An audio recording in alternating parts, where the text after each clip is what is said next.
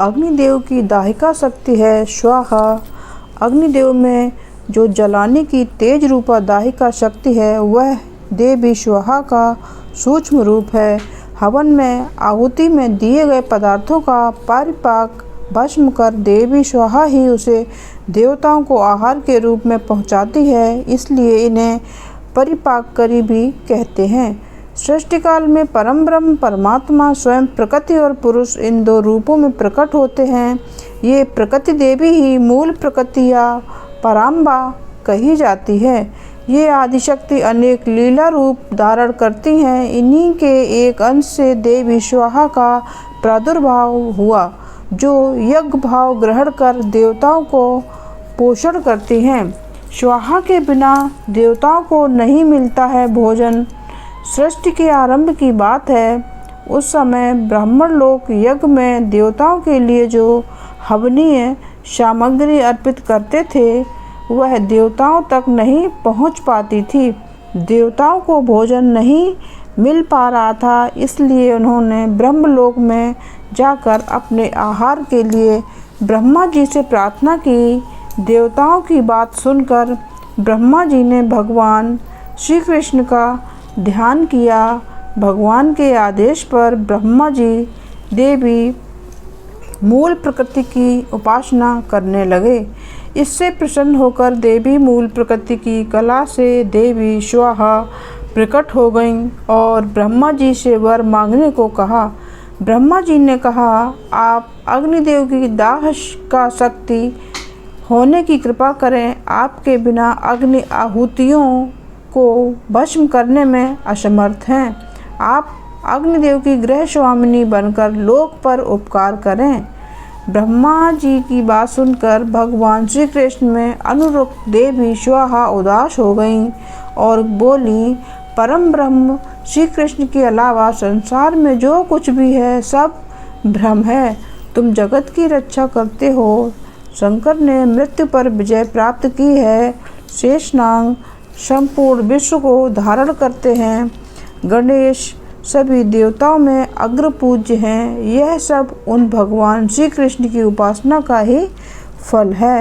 यह कहकर वे भगवान श्री कृष्ण को प्राप्त करने के लिए तपस्या करने चली गईं और वर्षों तक एक पैर पर खड़े होकर उन्होंने तप किया। उनकी तपस्या से प्रसन्न होकर भगवान श्री कृष्ण प्रकट हो गए।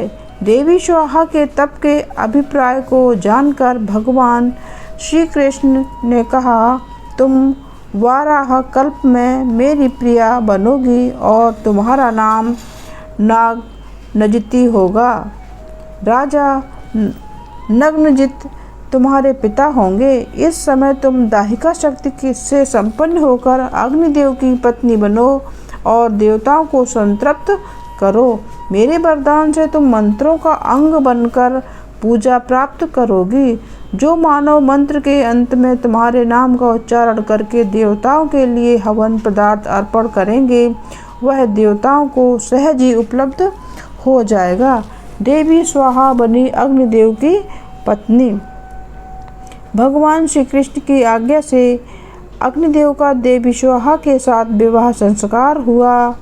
शक्ति और शक्तिमान के रूप में दोनों प्रतिष्ठित होकर जगत के कल्याण में लग गए। तब से ऋषि मुनि और ब्राह्मण मंत्रों के साथ स्वाहा का उच्चारण करके अग्नि में आहुति देने लगे और वह हवन पदार्थ देवताओं को आहार रूप में प्राप्त होने लगा। जो मनुष्य स्वाहा युक्त मंत्र का उच्चारण करता है उसे मंत्र पढ़ने मात्र से ही सिद्धि प्राप्ति हो जाती है।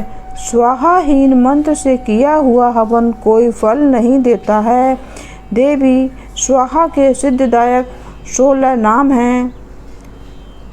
नंबर 1 स्वाहा, नंबर 2 वाहिनी प्रिया, नंबर 3 वाहिनी जाया, नंबर 4 संतोष कारिणी, नंबर 5 शक्ति, नंबर 6 क्रिया, number 7 कालदात्री, number 8 परिपाकरी, number 9 Dhruva, number 10 गति, नंबर 11 निर्दाहिका, नंबर 12 दहन क्षमा, नंबर 13 संसार सार रूपा, नंबर 14 घोर संसार तारिणी, नंबर 15 देव जीवन रूपा, नंबर 16 देव पोषण कारिणी। इन नामों से पाठ करने वाले मनुष्य का कोई भी शुभ कार्य अधूरा नहीं रहता, वह समस्त सिद्धियों व मनोकामनाओं को प्राप्त कर लेता है। तो भक्तों, आपको हवन कार्यक्रम से जुड़ी यह जानकारी कैसी लगी हमें कमेंट में ज़रूर बताएं।